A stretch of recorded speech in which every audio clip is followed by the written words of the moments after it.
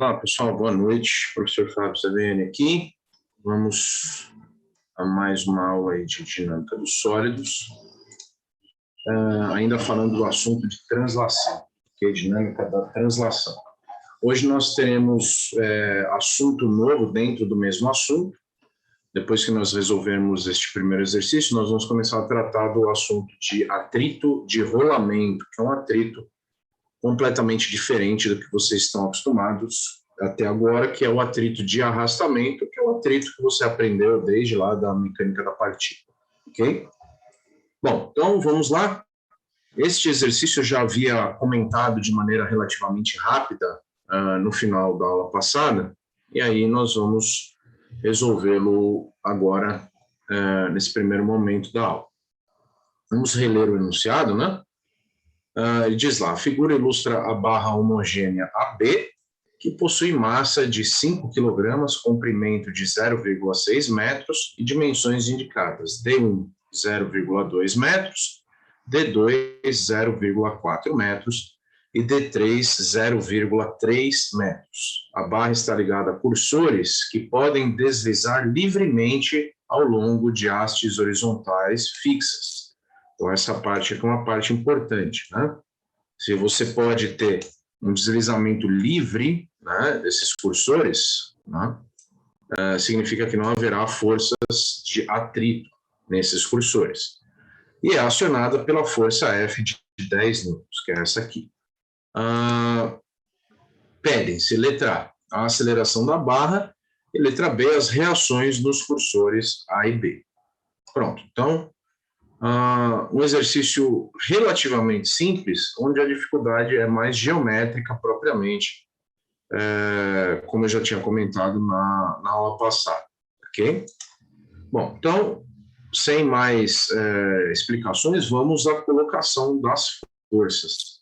Então, começando aqui, pela força peso, que age lá no centro de massa do sólido, né? O centro de massa dessa barra, será uma barra homogênea, o centro de massa fica bem no meio dela, né?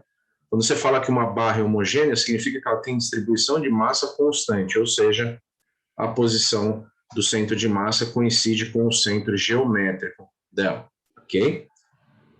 Então, aqui eu tenho a força peso, aí, na direção vertical para baixo, seguindo.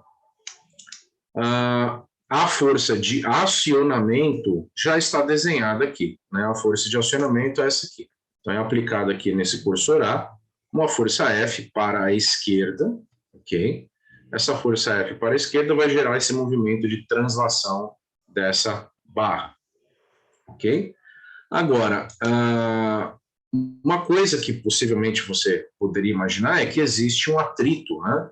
Quando este cursor se movimenta para a esquerda, existe um atrito entre o cursor e as hastes para a direita, seja no cursor A ou no cursor B.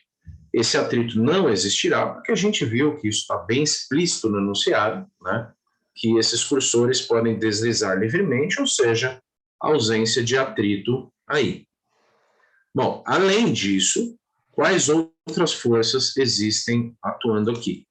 No cursor A, eu vou ter a reação normal do apoio, NA, aqui.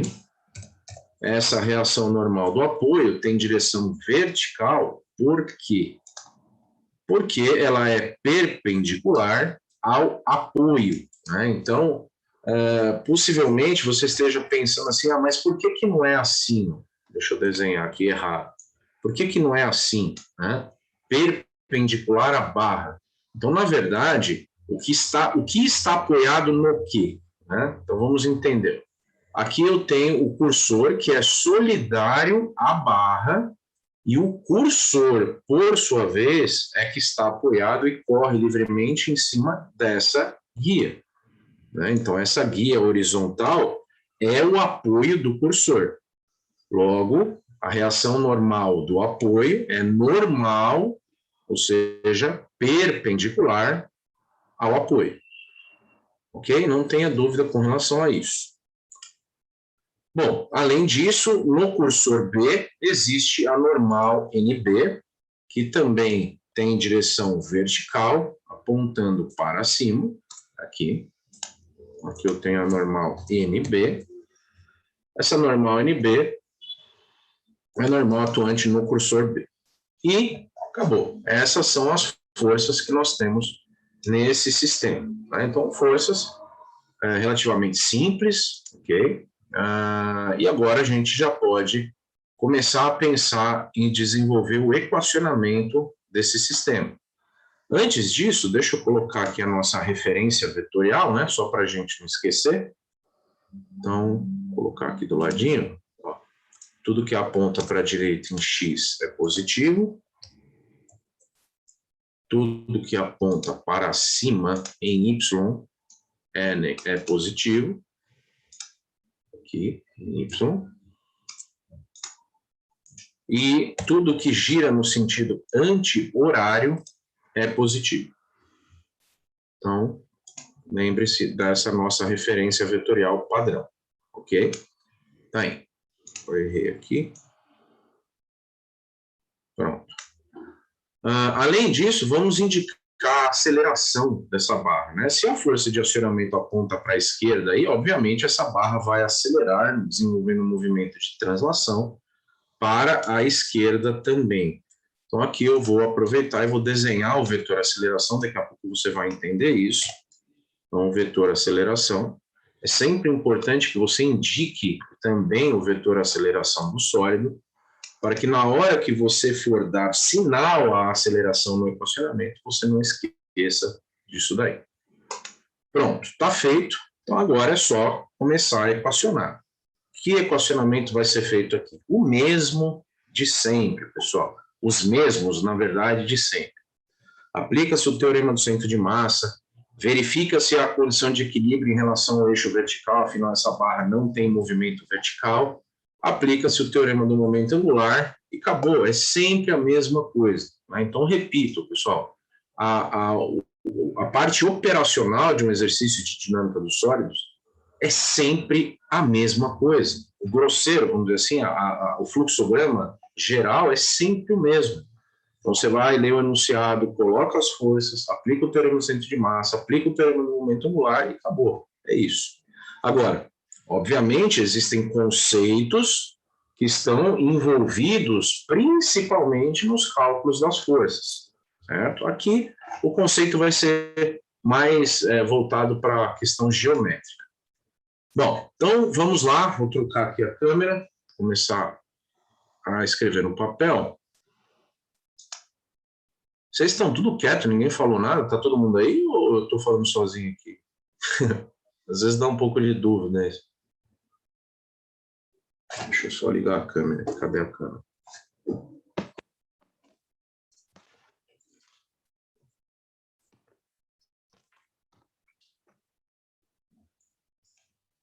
Boa.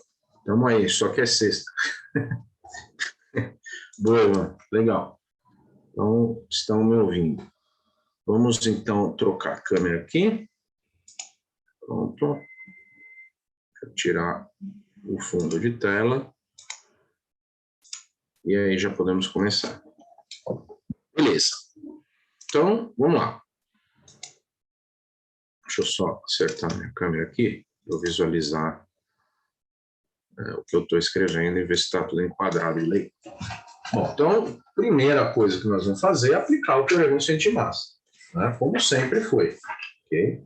Então, aplicando o teorema do centro de massa, como vai ficar aí? Então, vamos lá. Teorema do centro de massa. O que diz o teorema do centro de massa? Diz que a somatória das forças em relação ao eixo de movimento, que aqui é o eixo X, será igual à massa do sólido multiplicado pela aceleração do centro de massa do sólido. Tá aí. Ok? Aí você fala, professor, mas vai ser sempre em X, né? Alguém podia perguntar. Bom, se o movimento se der na horizontal, obviamente vai ser em X. Se o movimento for vertical, será em Y. Ok? Então, por uma questão de coincidência, praticamente, acho que todos os movimentos que nós vamos estudar aqui vão ser movimentos horizontais, mas não quer dizer que não possa ser, por exemplo, movimento vertical, certo? De alguma alguma barra subindo na vertical, aí você vai aplicar, obviamente, esse equacionamento para o eixo em que está havendo o movimento. Aqui o eixo X é o eixo onde está ocorrendo o movimento. Agora, atenção aqui. Vamos observar as forças que atuam na direção do eixo X. A única força que atua na direção do eixo X é a força de acionamento, F. Então, essa força, F, vai entrar aqui como a única força que atua nesse acionamento dessa barra, ok? Além disso, essa força aponta para a esquerda. Se ela aponta para a esquerda, observe, ela está contrária à orientação do eixo X. Se ela está contrária à orientação do eixo X, o sinal dela é negativo. Pronto, olha lá. Então, menos F será igual à massa da barra vezes a aceleração do centro de massa dessa barra. Essa barra acelera para a esquerda. Se ela acelera para a esquerda, significa que o sinal desta aceleração é negativo, porque eu tenho uma aceleração que aponta contrária à orientação do eixo X.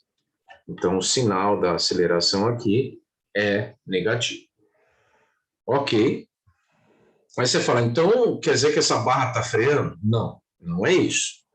A aceleração aqui, ela tem um sinal vetorial, né? Então, você tem uma referência, você tem um vetor de aceleração que aponta para a esquerda e a sua referência vetorial aponta para a direita. Pronto. Então, esse sinal aqui é um sinal vetorial. Você nunca calcula a aceleração com sinal positivo ou negativo na dinâmica e interpreta isso como sendo aceleração ou frenagem. Ok?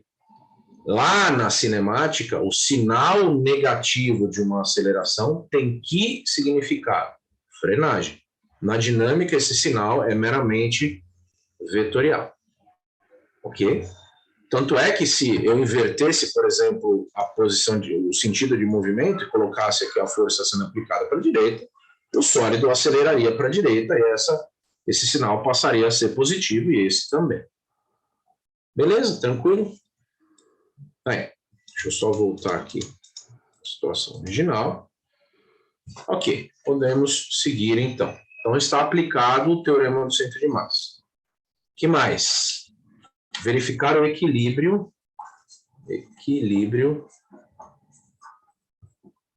em Y. Em Y, quais são as forças que eu tenho atuando? Né? Eu vou dizer, então, que a somatória das forças em Y tem que ser igual a zero, simplesmente pelo fato de que não há movimento vertical dessa barra. Eu só tenho movimento horizontal. Então, eu vou ter lá a normal NB para cima, NB para cima, o peso apontando para baixo e a normal NA apontando para cima, somando zero. Aí. Ou seja, o que eu vou ter aqui vai ser um resultado dizendo que a normal A somada com a normal B equivale ao peso desta barra. Ok? Pronto. Tá aí. Então, é isso que nós temos aqui por enquanto. Beleza. Agora é que chega a parte um pouco mais chatinha do exercício, que é o desenvolvimento do teorema do momento angular. Até aqui, alguma dúvida?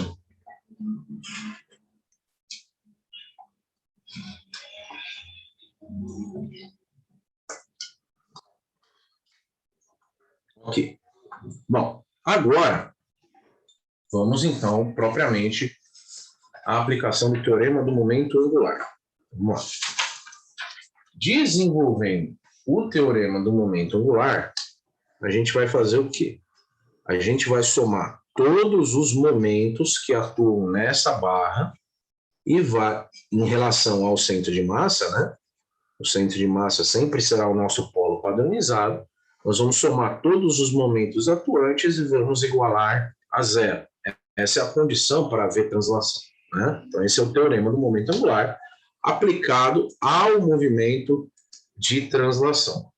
Então, vamos lá. Quais são as forças que existem nesse sólido e que produzem momento?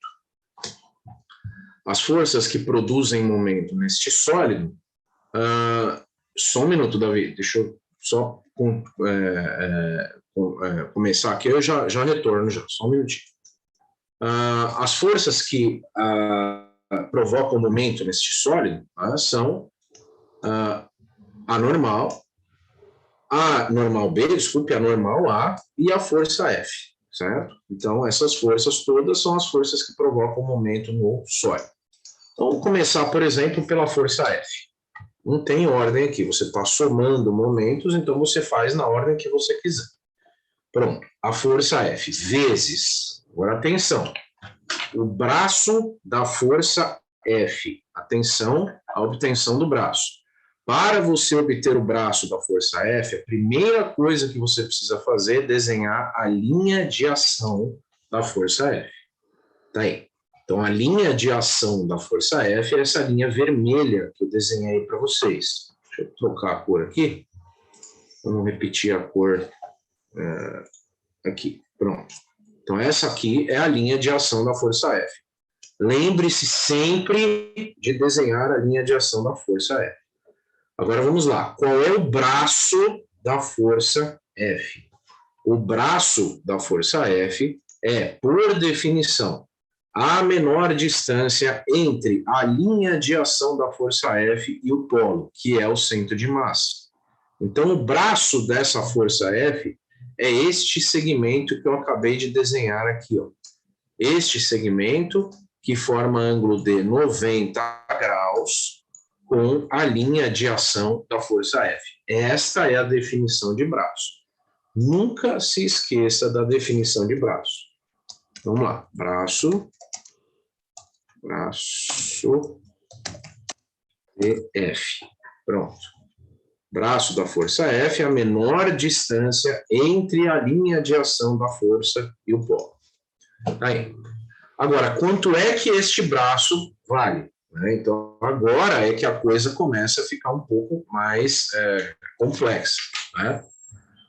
Bom, então observe aqui que para você obter este segmento, para você obter esse segmento aqui, né, você vai obter ele por projeção de segmentos, ok? Então observe, se eu conseguisse fechar aqui um retângulo, dá uma olhada aqui. Se eu fechar um retângulo aqui, o que você enxerga é que aqui eu tenho um triângulo retângulo, certo? Nessa posição eu tenho um triângulo retângulo, e aqui eu tenho o mesmo triângulo retângulo, só que invertido, espelhado, certo? Beleza. Esse cateto vertical aqui é exatamente esse cateto aqui, certo? Então, esse cateto vertical equivale a esse cateto vertical também. Bom, então, está meio óbvio que eu vou precisar desse ângulo aqui, ó. Eu vou chamar esse ângulo aqui de beta. Aí. Ok? Então, para que eu faça o cálculo do braço da força F, como que será realizado isso? O braço da força F será o comprimento da barra dividido por 2 vezes o seno do ângulo beta. Aí. Então, vamos lá. Atenção. Como que eu obtive esse braço da força F aqui? Essa, deixa eu pegar aqui uma cor diferente aqui, ó.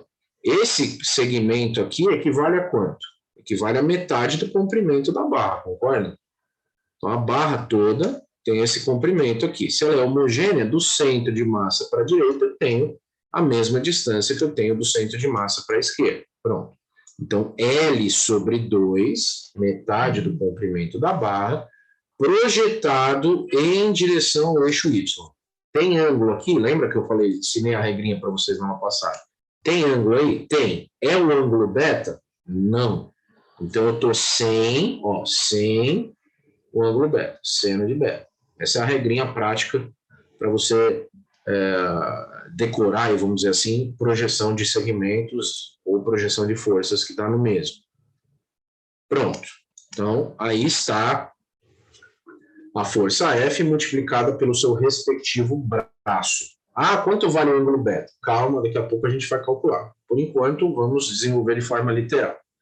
Além disso, não se esqueça de dar sinal ao momento da força F. Então, atenção lá. O momento da força F é esse aqui, ó. Né? O momento, essa força gera tendência de rotação do sólido, em que sentido? No sentido anti-horário. Tá aí. Ok? No sentido horário, não no anti-horário. No sentido horário, logo o sinal do momento é negativo. Tá aí. Então, a força F provoca a tendência de rotação do sólido no sentido horário, logo o sinal do momento é negativo. Esse sinal não é da força, pessoal. Já repeti isso algumas vezes aqui, repito novamente. O que você está somando aqui? Você está somando momentos. Este sinal, que está fora desse colchete todo aqui, é o sinal da força multiplicada pelo braço da força, ou seja, é o sinal do momento. Cuidado com isso. Aqui você não está somando forças, você está somando momentos. Deixa eu pegar aqui só o papel anterior. Este sinal aqui, que está no teorema do centro de massa, você está somando forças. Este sinal é da força. Este sinal não é da força. Este sinal é da força vezes o braço, do momento da força. Então, atenção a isso, hein? Eu sempre friso isso. É importante que vocês se atentem a isso. Perfeito, está aí, então, o cálculo do braço da força F, do cálculo do momento da força F, ok? Um colega que entrou atrasado, vou só colocar aqui rapidamente o enunciado. A gente já tinha falado desse exercício na aula passada, ok? Então, nós estamos resolvendo o exercício agora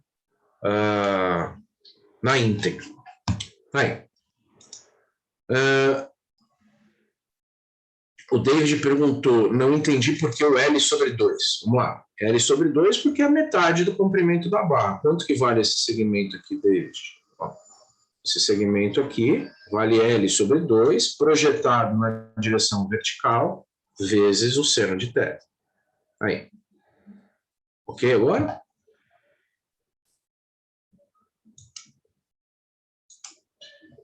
Aí. Beleza. Seguindo, então, próxima força. Agora, vamos dar uma limpada no desenho aqui.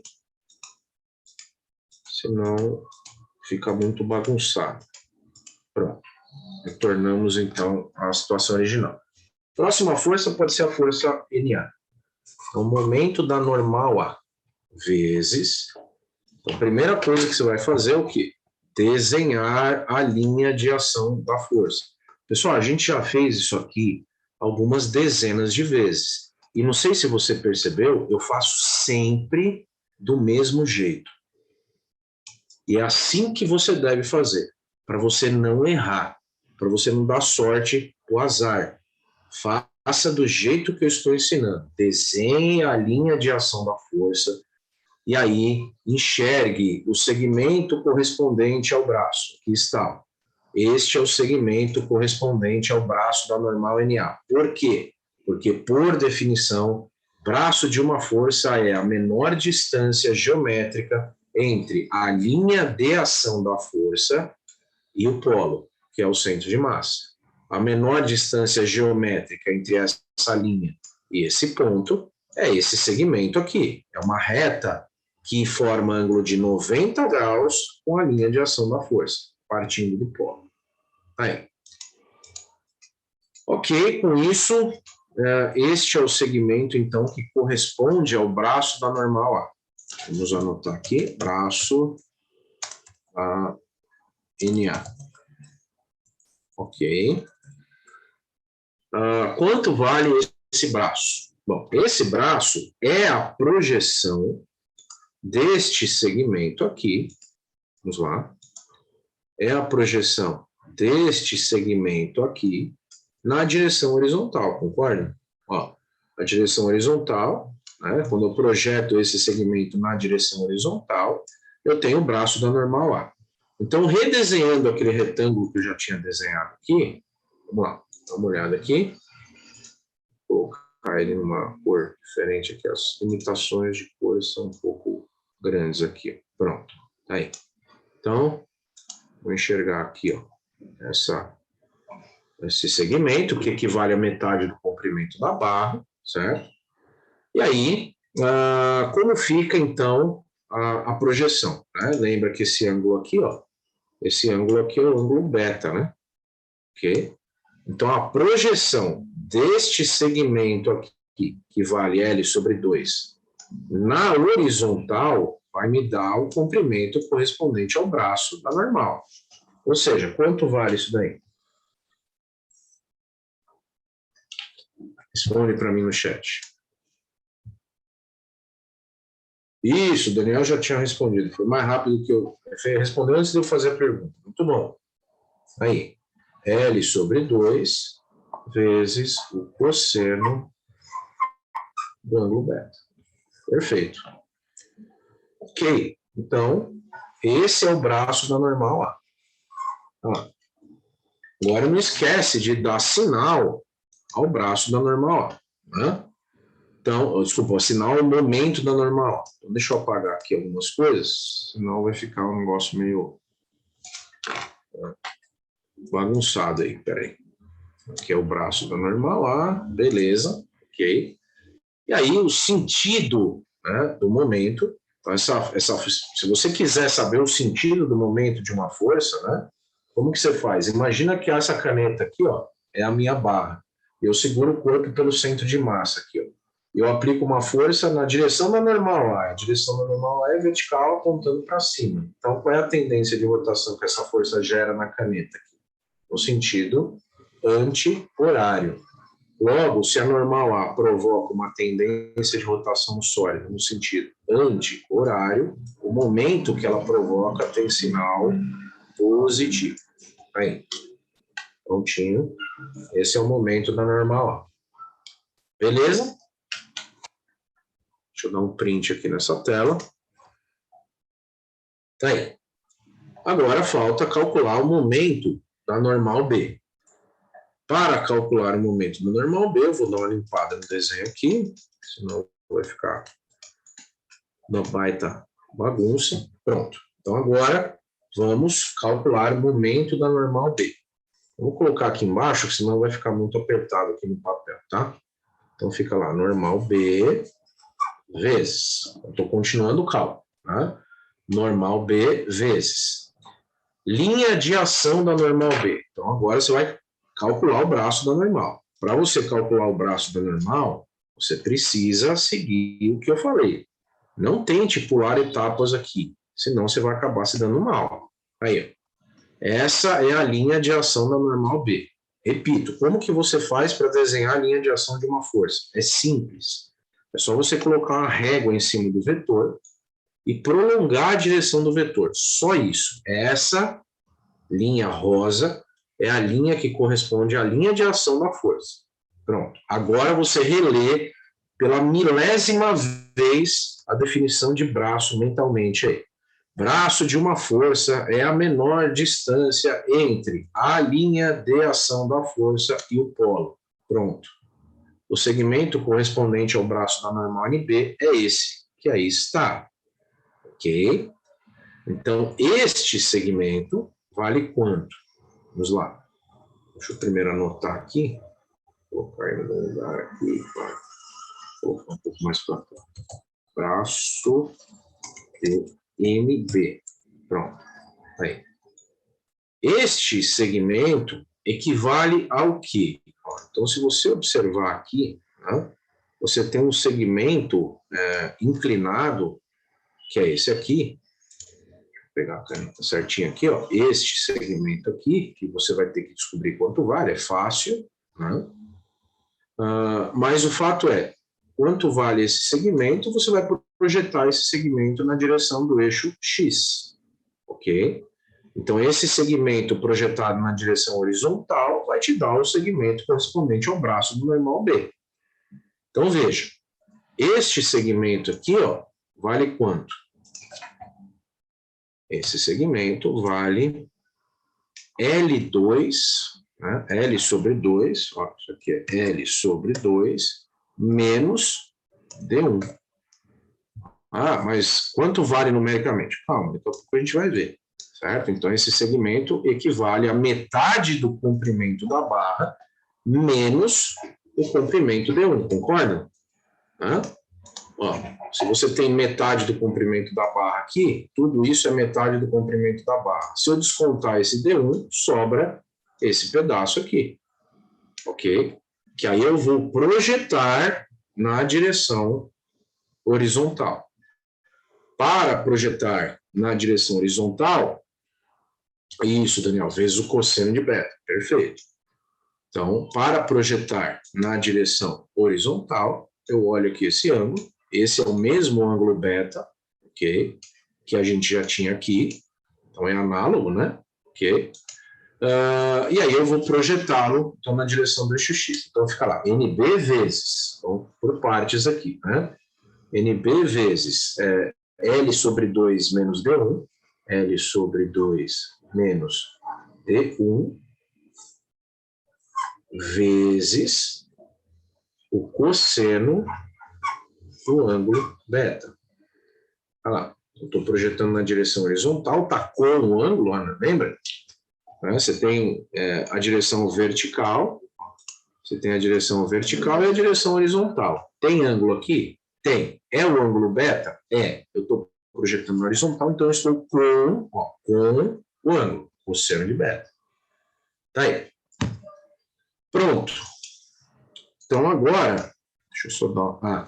antes disso tem um sinal, né?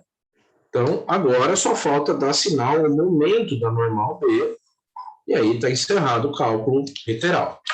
Então vamos lá. A normal B, né, observa aí, a normal B ela atua aonde nesse sólido? Ela atua aqui, ó, na direção vertical para cima. Se eu segurasse esse sólido pelo centro de massa e tendesse e aplicasse uma força, né, do jeito que está sendo aplicada ali, ela gera tendência de rotação em que sentido? No sentido horário. Então essa normal B tende a gerar rotação do sólido no sentido horário. O momento gerado por ela é então o momento negativo. Pronto. Aí. Pronto. Somei o momento da força F com o momento da normal A com o momento da normal B e no final eu igualo a zero. Prontinho. Está realizado, então, o teorema do momento angular. Vou dar um print aqui nessa tela. E agora verificar como que a gente vai resolver esse cálculo, certo? Então, para resolver esse cálculo, a gente vai precisar calcular o ângulo beta, sem dúvida, certo? Vai precisar substituir os valores aí e seguir, né? Então, vamos só dar uma olhada aqui no que a gente já consegue desenvolver. Então, vamos voltar aqui no cálculo do teorema do centro de massa. Deixa eu só apagar essa isqueira toda aqui. Peraí. Então, vamos voltar aqui no cálculo do teorema do centro de massa e vamos começar a substituir os valores. A força F vale quanto? Vale 10 newtons. Né? Então, desenvolvendo aqui o teorema do centro de massa, vai ficar lá, menos 10 é igual a massa dessa barra, 5, multiplicado pela aceleração do centro de massa dessa barra, e o sinal de menos eu jogo aqui na frente do 5. Pronto, né? Porque está tudo multiplicando, posso jogar o sinal aqui na frente. Acabou. Então, a aceleração do centro de massa vai ser igual a menos 10 e passa o menos 5 dividindo, né? Com o sinal e tudo. E aí, então, a aceleração do centro de massa será de 2 metros por segundo ao quadrado. Pronto. A resposta dessa primeira pergunta é um tanto quanto simples, né?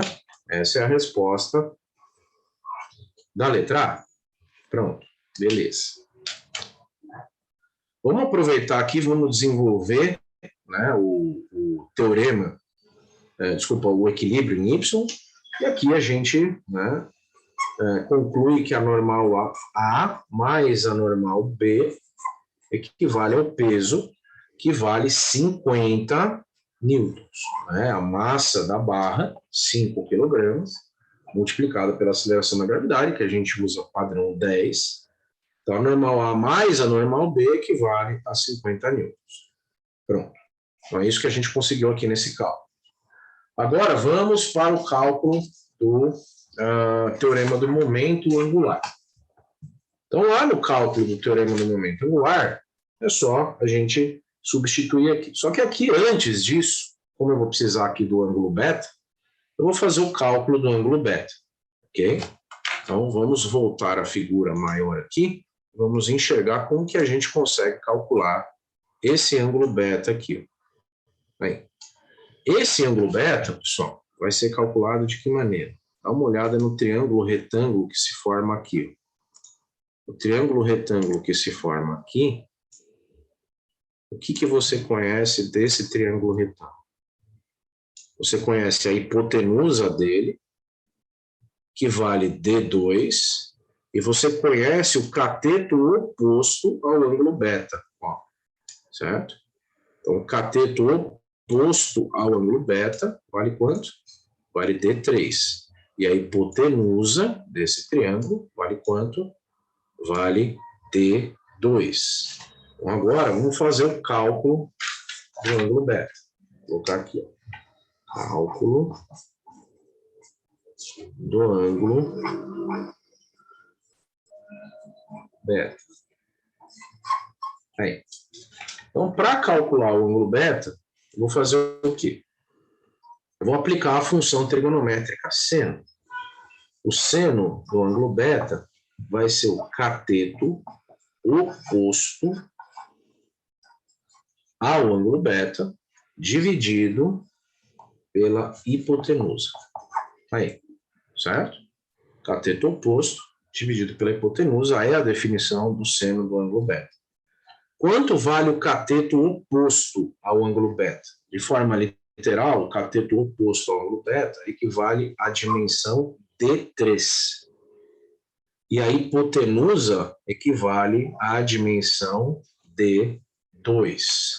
Aí, pronto. Com isso, a gente vai conseguir calcular o ângulo beta, ok? Aí. Então, esse ângulo beta aqui é obtido através desse cálculo. Então, podemos ter um print aqui nessa imagem. Vamos só lembrar aqui quanto que é o D3 e quanto que é o D2. Pronto, tá aí. Então, o seno do ângulo beta vai ser 0,3, que é o D3, dividido pelo D2, que é 0,4. Pronto. Então, o seno do ângulo beta dá 0,75, se não me engano.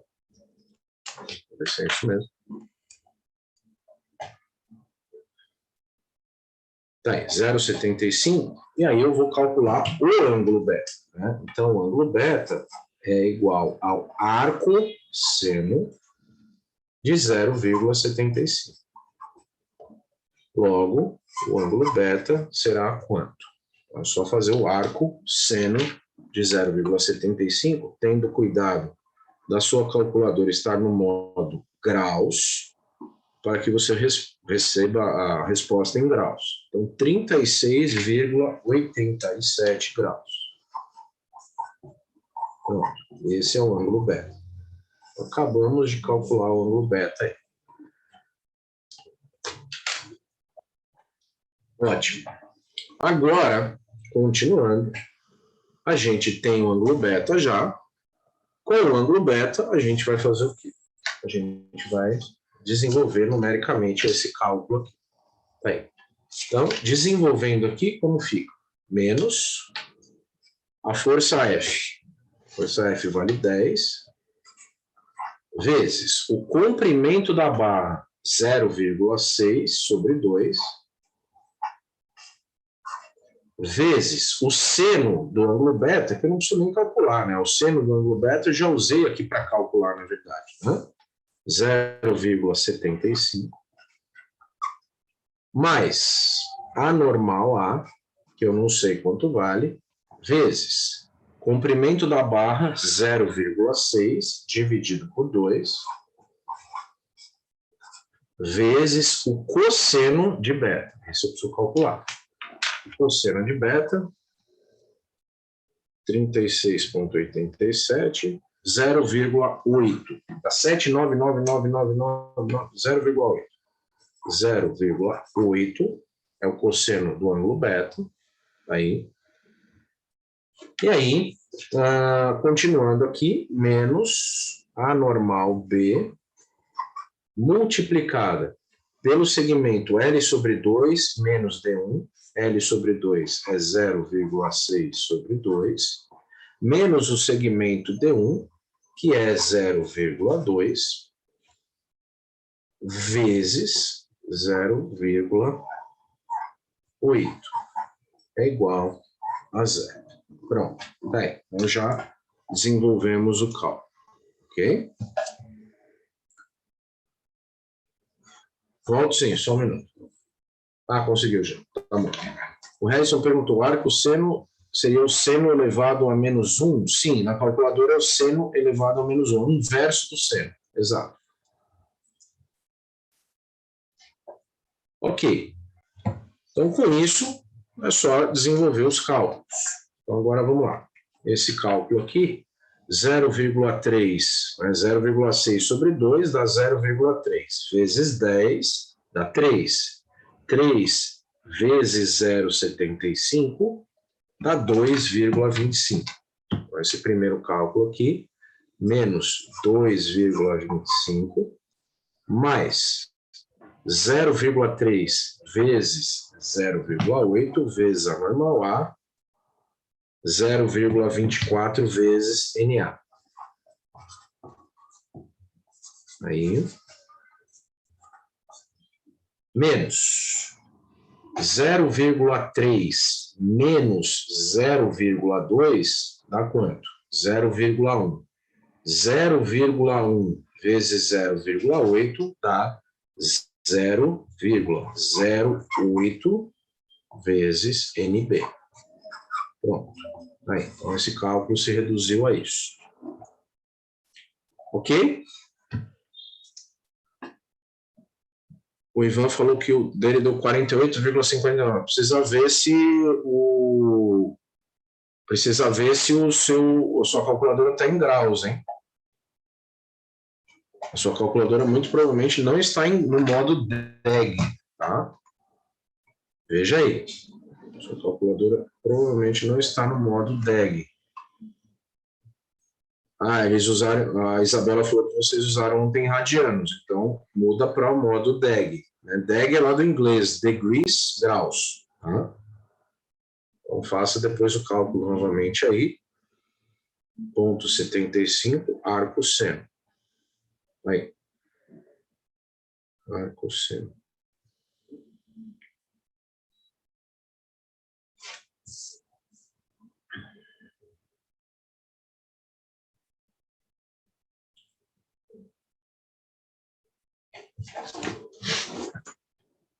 Só um minutinho, deixa eu pegar o calculador. Eu fiz no celular aqui.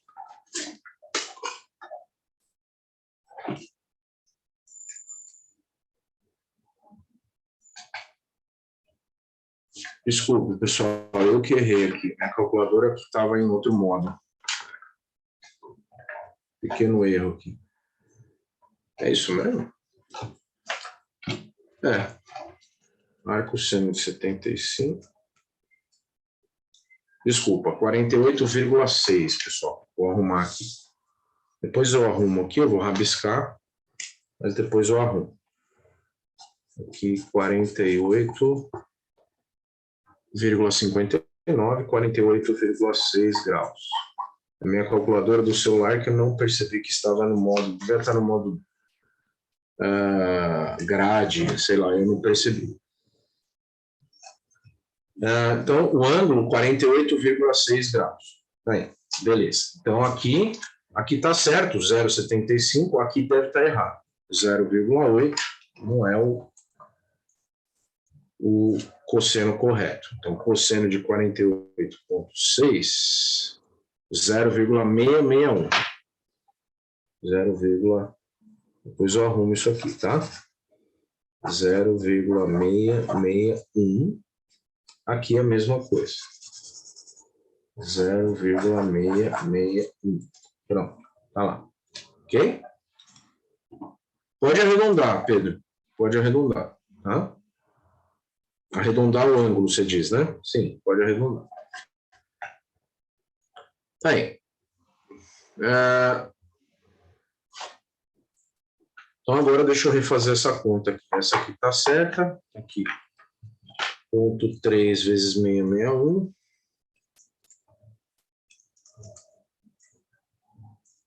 0,198.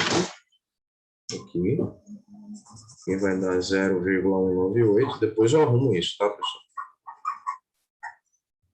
Aí. E aqui, arrumando também, vai dar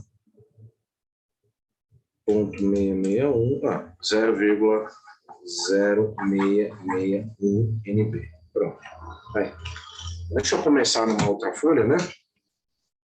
Tá bem bagunçado aqui por causa dessas rasuras. Vamos passar limpo aqui na outra folha.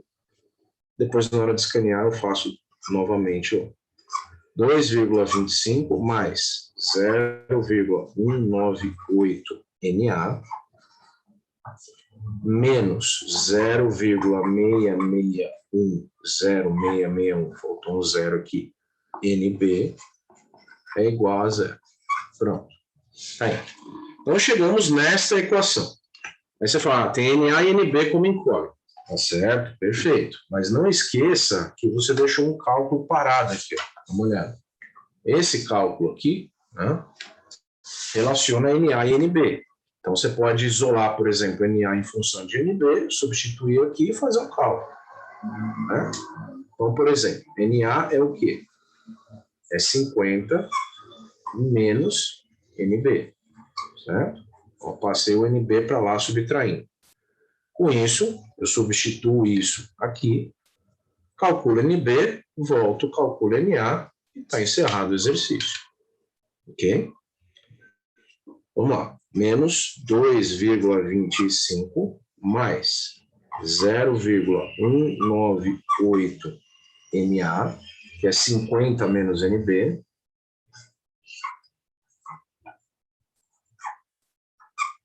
Né? Então, substituir NA por 50 menos NB, isso veio daqui, menos 0,0661 NB é igual a zero. Pronto. Agora tem que fazer essa distributiva, então fica menos 2,25 mais 50 vezes 0,198, 9,9 menos 0,198 NB menos 0,0661 NB. Pronto. Aí. Então, aqui eu tenho uma equação que só tem NB como incógnito, bem fácil de resolver. Aí. Isso, já arrumei, o Christopher. Tinha esquecido de um zero. 0,0661. Porque multiplicou por 0,1 no cálculo, né? Aqui, ó, só para lembrar aqui, ó, 0,6 dividido por 2, 0,3, menos 0,2 dá 0,1. 0,1 vezes 0,661, 0,0661, certo? Quando você multiplica por 0,1, é a mesma coisa que se estivesse dividindo por 10. Aí. Ok. Bom, com isso, é só resolver essa equação. Então, para resolver essa equação, deixa eu fazer com calma aqui para não errar de novo. Né? Passei vergonha. 9,9, 2,25, subtrai 7,65. Ok, então dá 7,65 aqui, positivo. Aí eu vou somar isso com isso e vou passar lá para a direita. Né? Então vai ficar alguma coisa NB aqui.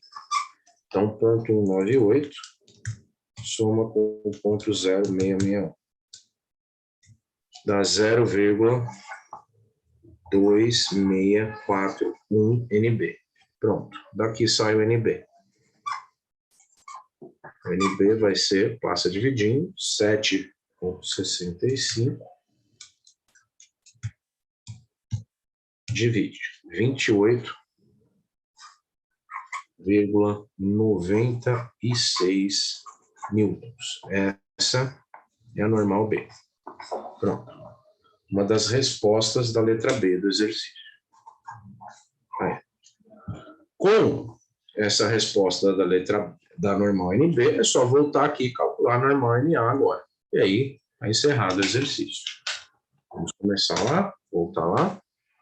Então, a normal A vai ser 50 menos 28,96. Pronto.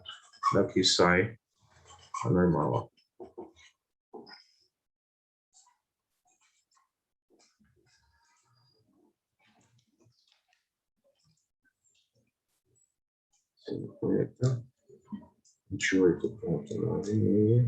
Menos 21,04.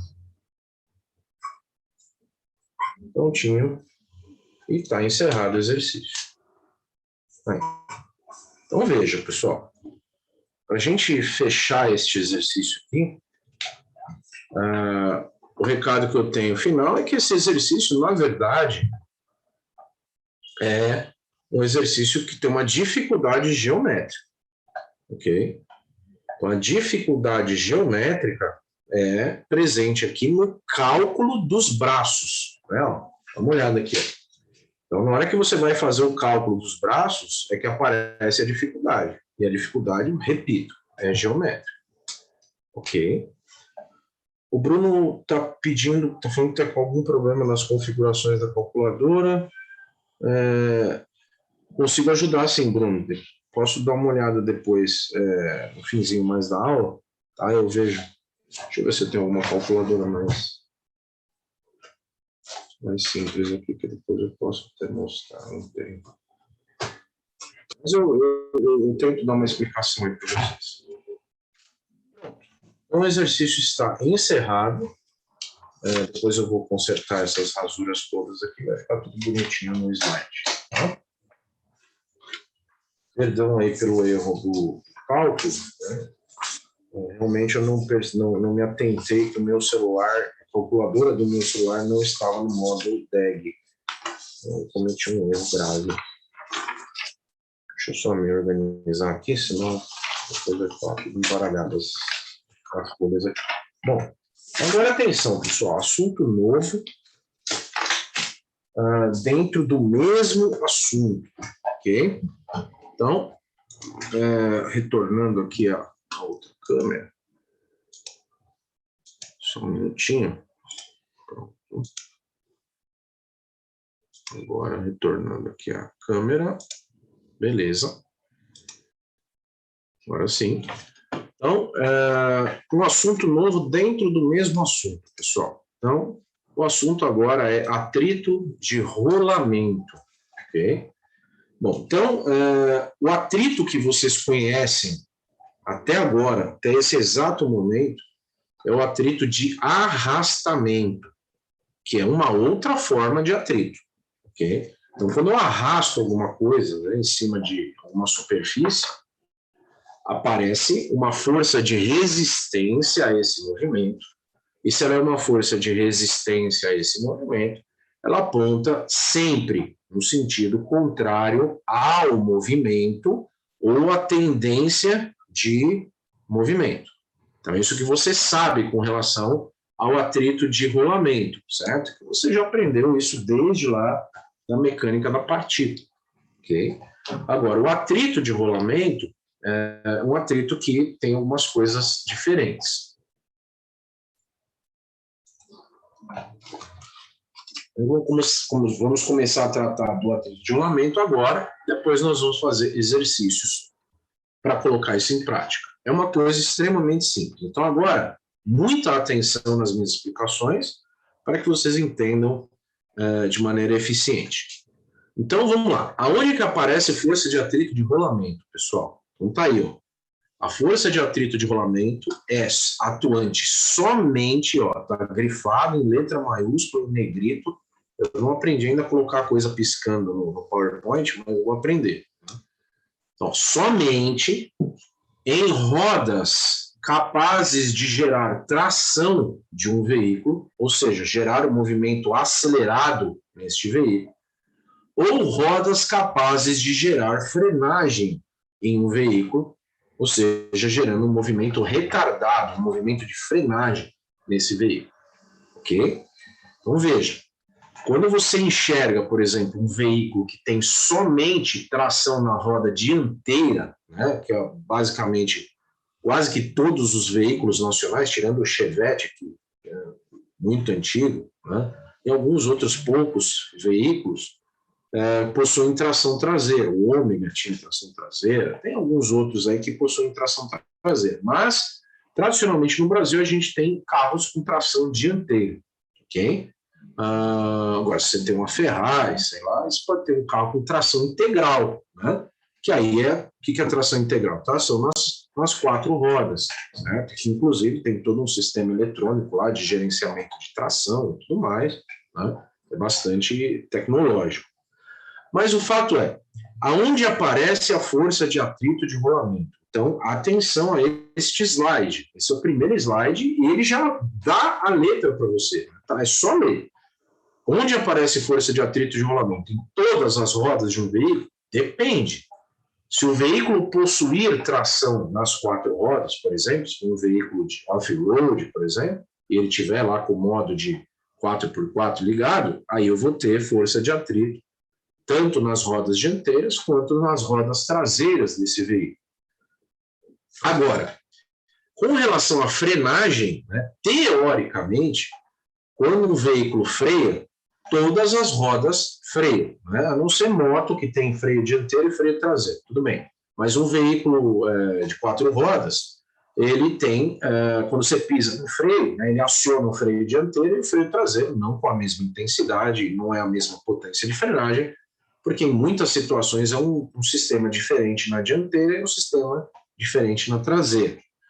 Mas o fato é, teoricamente, quando você freia um veículo, todas as rodas freiam, né? Mas o exercício pode ser que coloque alguma explicação e fale assim, vai ter um exercício que a gente vai fazer, não acho que hoje, mas na próxima aula, em que ele fala que houve, ele fala assim, o veículo desenvolve uma frenagem por algum problema mecânico, somente os freios das rodas dianteiras ou traseiras, não lembro, funcionam. Bom, aí você tem que observar quais são as rodas que efetivamente estão gerando frenagem. Se um enunciado não falar nada com relação a problemas de freio, está subentendido que todas as rodas freiam, certo? Ok? Vamos tratar isso um pouquinho mais para frente, mas o fato é, aonde é que aparece força de atrito de rolamento? Só nessas situações. Em rodas capazes de gerar tração ou em rodas capazes de gerar frenagem, que teoricamente são todas as rodas de um carro. Ok?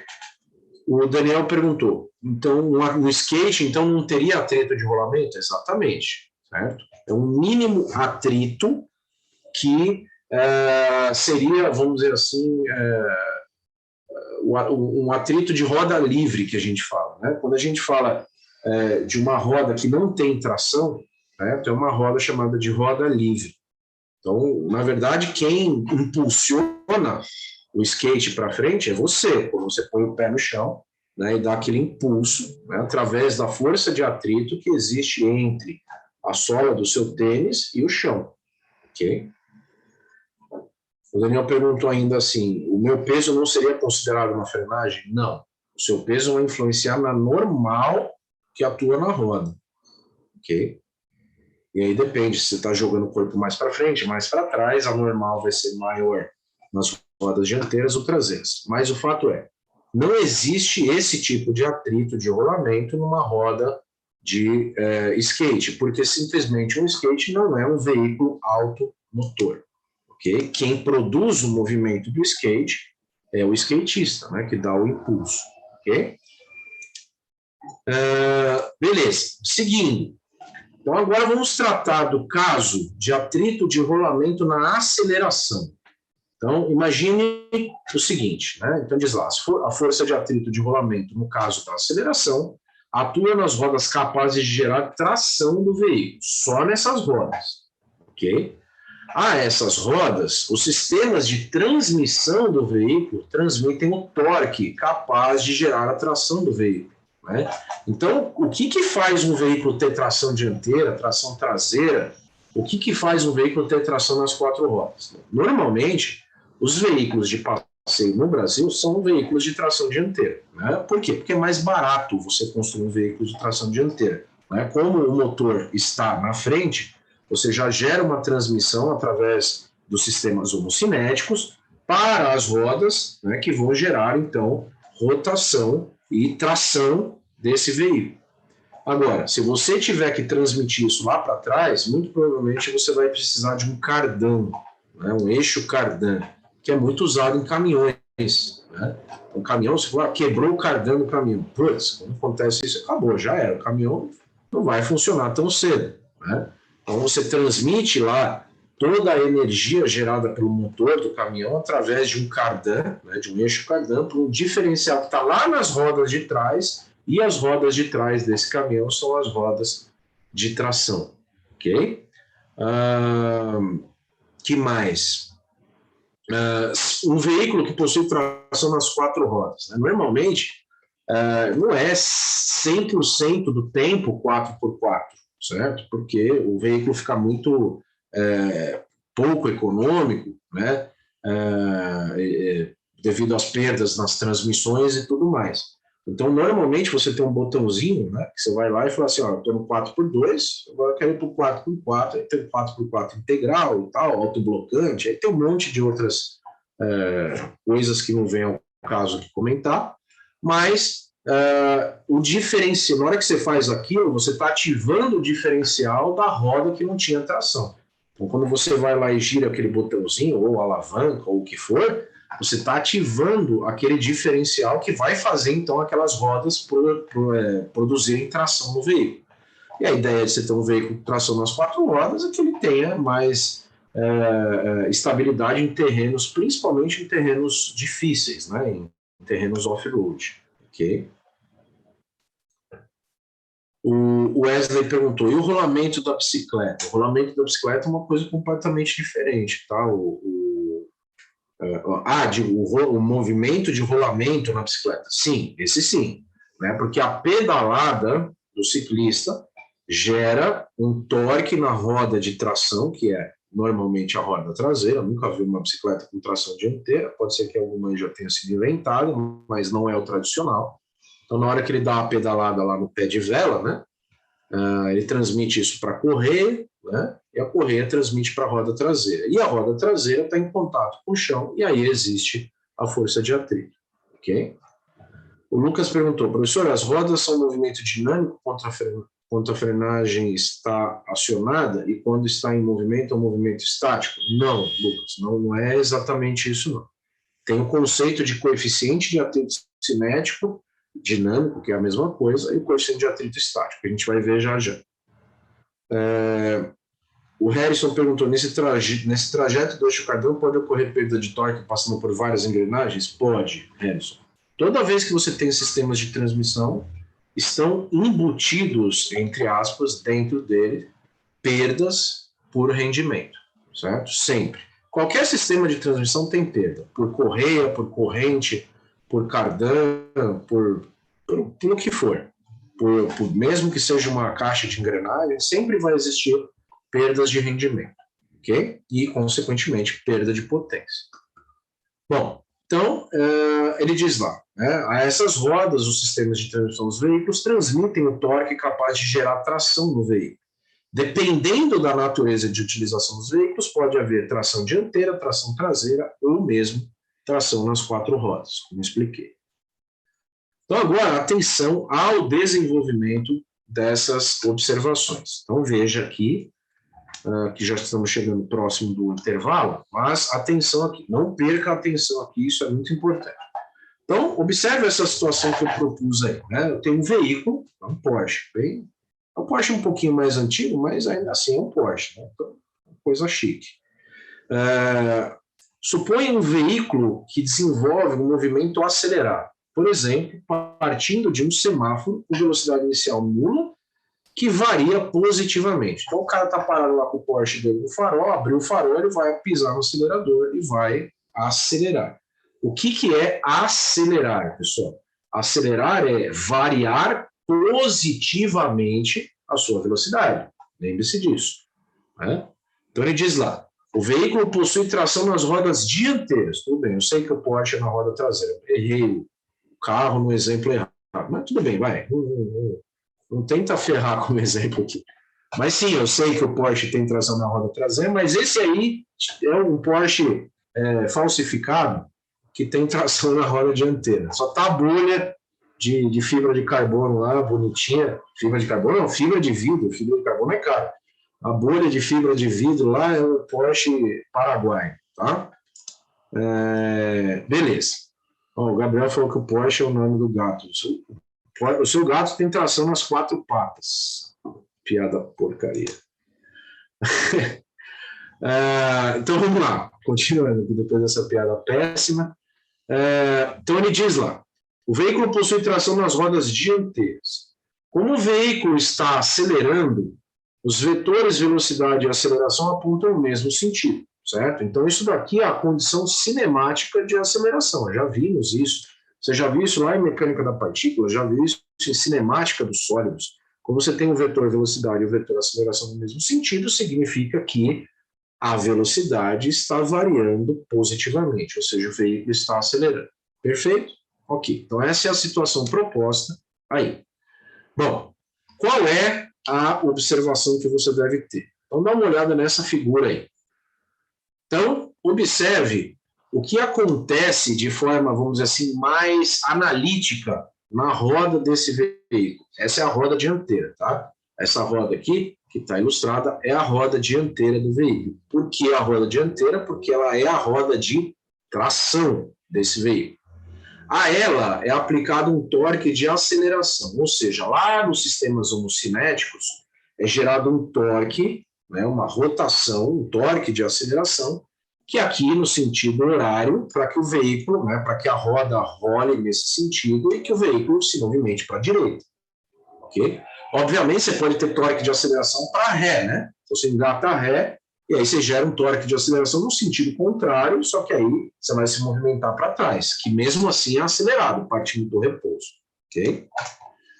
Beleza. Então, quem gera, né, esse torque de aceleração são os sistemas homocinéticos que transmitem lá todos os sistemas de transmissão que passam para os sistemas homocinéticos que geram o torque de aceleração.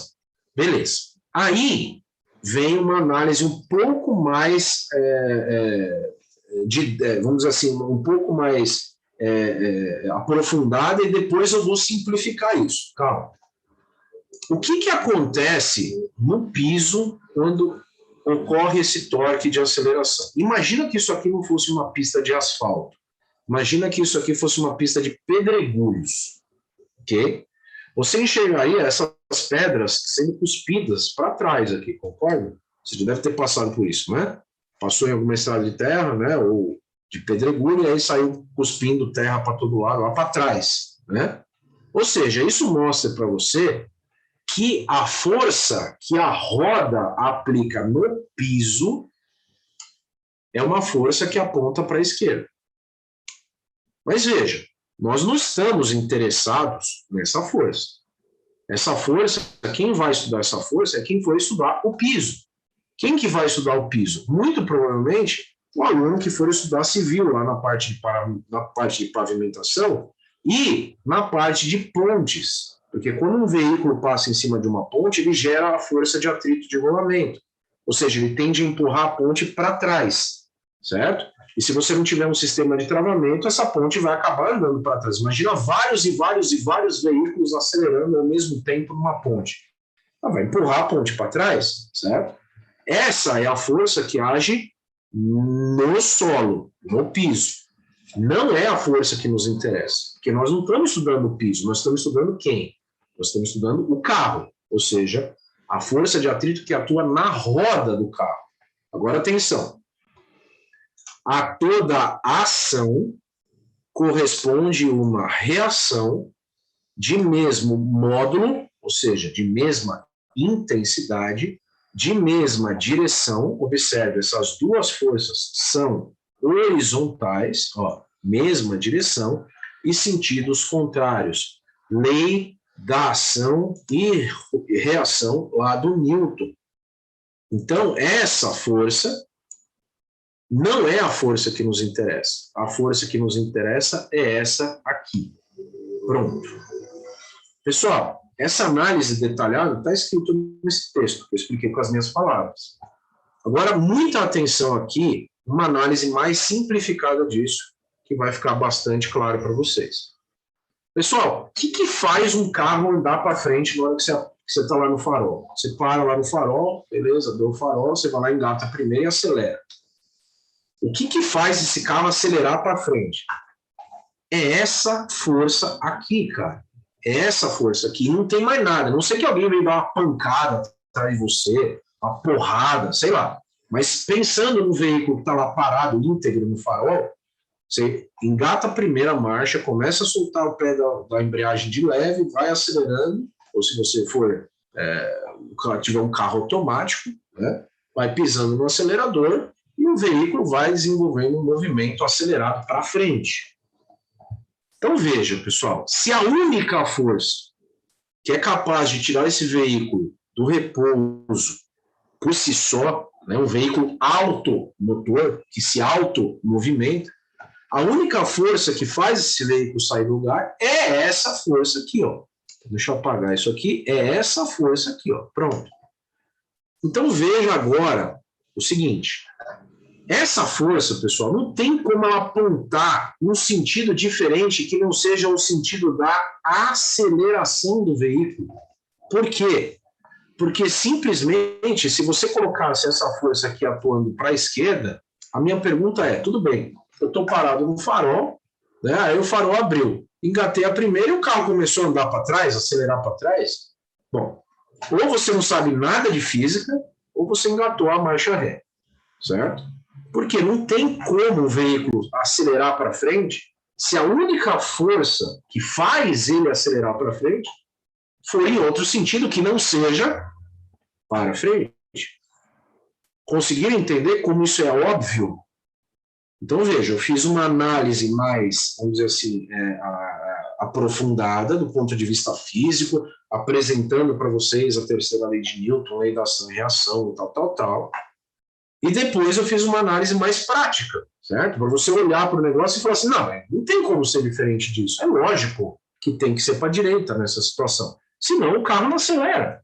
O agente físico causador da aceleração do veículo é essa força aqui.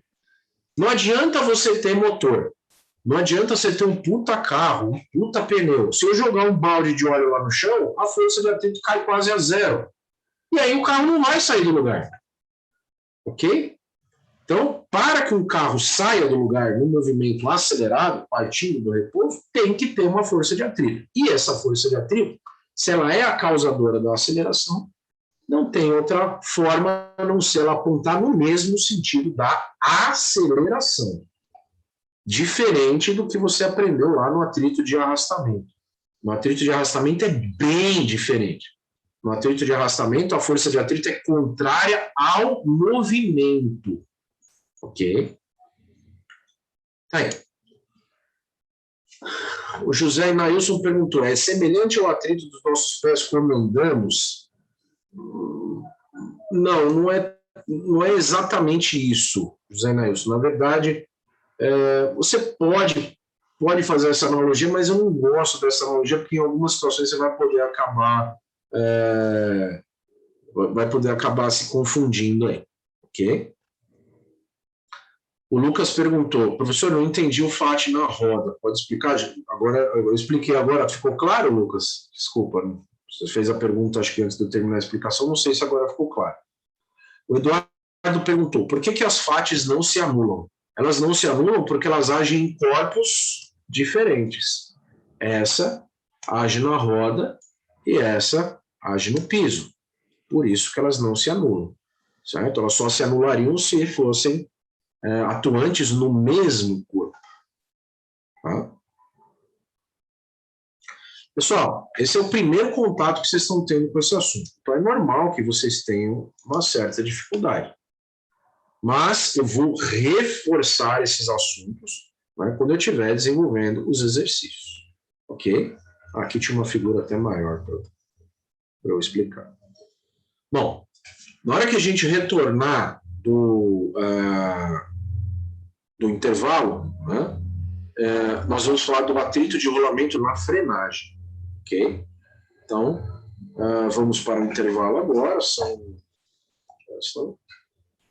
8h30, retornamos às 8h50 lá na outra sala.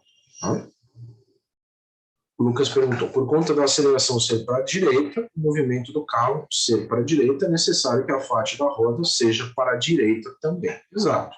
De uma maneira mais simplista, é isso aí, Lucas. Você pode pensar dessa maneira simplista, eu gosto sempre de simplificar no final, né? E eu vou frisar isso também agora no segundo horário de aula, quando a gente for resolver exercícios, eu volto a explicar esse conceito da força de atrito na roda de tração. Beleza? Pessoal, vamos então ao intervalo. Às 8h50 em ponto, eu retorno lá na outra sala. Eu já vou abrir a sala, já vou deixar aberto, se você já quiser ir para lá. Então, às 8h50 retornamos na outra sala. Deixa eu pegar o link aqui, que possivelmente alguém... Não sei se tem, se não tem, né? O link da próxima aula é esse aqui.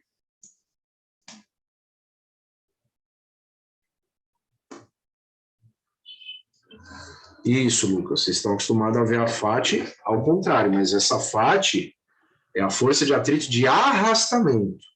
Essa que a gente está estudando é a força de atrito de rolamento, é outra força. Ok? Ó, esse é o link da próxima aula. O Bruno pediu para eu ajudar a calculadora, eu já ajudo. Aí. Beleza. Bruno, é o seguinte, você tem que ir lá na calculadora e... que calculadora você usa, Bruno? É uma Cássio, alguma coisa? A Cássio, boa. Tá. Eu não tenho uma Cássio aqui, não. Deixa eu ver se eu acho aqui. Deve ter alguma coisa. Achei aqui. Na verdade, essa aqui é da HP, mas é praticamente a mesma coisa. Tem uma da minha esposa aqui que é fácil, está sem bateria. Beleza. Tá. Mas, vamos lá. Deixa eu explicar para você. Deixa eu mudar a câmera aqui, ó.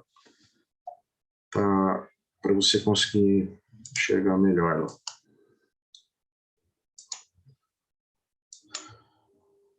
Ó. Aqui, ó. Então é o seguinte, você precisa verificar se a sua calculadora está no modo DEG. Se você olhar aqui em cima do painel, está aparecendo uma letra D minúscula, uma letra D maiúscula bem pequenininha aqui. Esse D é de DEG. Tá? Então, o que você precisa fazer é mudar, né, a coordenada polar, ou seja, a unidade, entre aspas, de ângulo que a sua calculadora está trabalhando. Então, se eu for aqui no Shift... Aqui, desculpe, no Mode, você vai procurar o botão Mode, ó, e aperta novamente, 2 vezes o Mode, tá? Procura Mode, eu lembro que na caixa é exatamente isso, Mode, aperta mais uma vez, aí vai aparecer aqui, ó, DEG, Rad ou Gra. DEG é do inglês, lá, degrees, que é ângulo em graus, Rad em radianos, e 3 é o grado, que é outra coisa que vocês não usam, tá? Eu vou apertar o 1 aqui, ó. 1. Pronto. Então, agora, a minha calculadora está acertada para o modo DEG. Ok? Então, agora, por exemplo, eu vou calcular o seno de 30. Ó, 30, o seno de 30, né? Aqui, ó, seno de 30. Dá igual a meio. Perfeito. Tá certo. Né? Agora, para eu calcular o arco seno, né? Como que eu faço? Então, eu ponho lá, arco seno de 30. É Shift, aqui, seno a menos 1, aqui,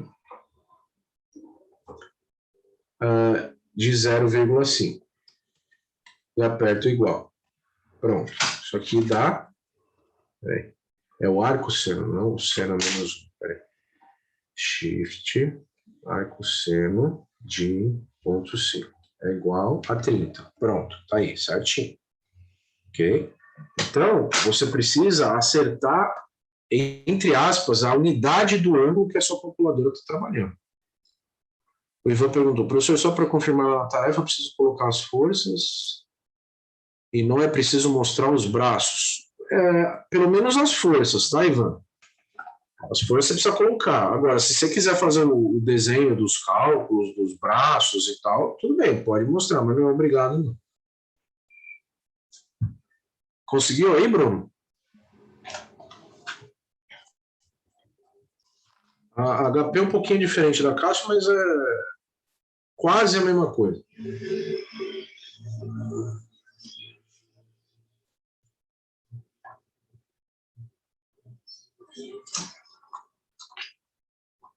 Vamos fazer o cálculo do seno daquele ângulo.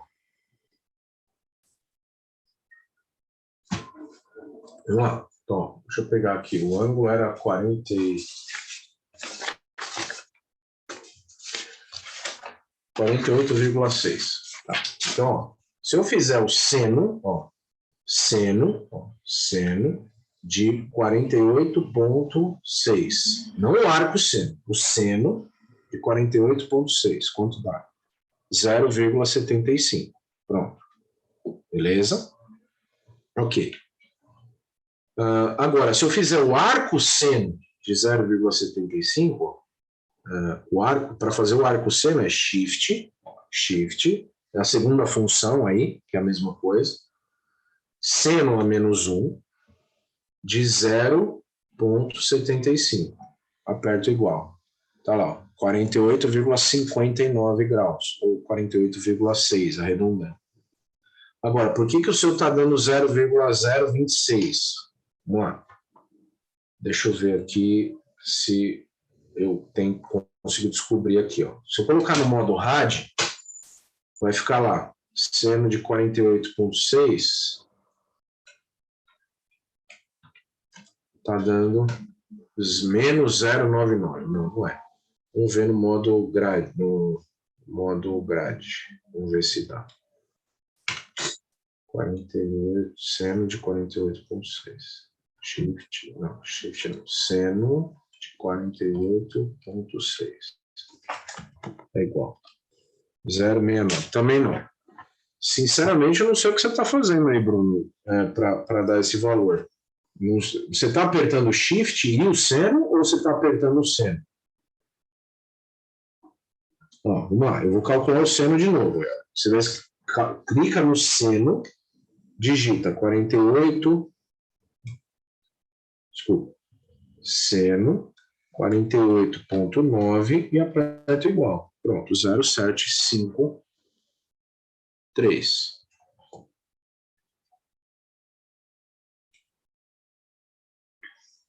Não sei. Ah, tá. Então, peraí. É 2 vezes o seno de 0,75. Tá. 2 vezes o seno de 0,75. Tá. Isso aqui é um problema de sintaxe, o Bruno. Porque, na verdade, você vai pegar o seno de 0,75, né, e vai multiplicar por 2. Se você multiplicar por 2, seno... Não, eu acho que você confundiu aí, Bruno. Não é 2 vezes o seno de 0,75. Não é esse o cálculo que a gente fez. Dá uma olhada aqui.